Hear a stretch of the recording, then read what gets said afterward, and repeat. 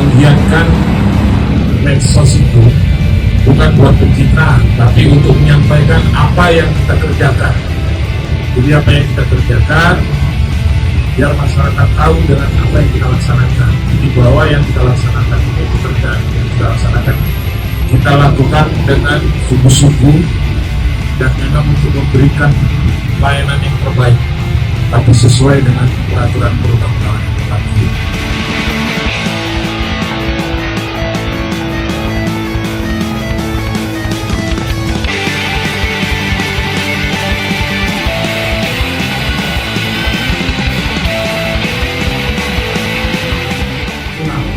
Saya akan berusaha untuk melakukan perubahan-perubahan di kantor ini dengan kurun waktu yang cepat.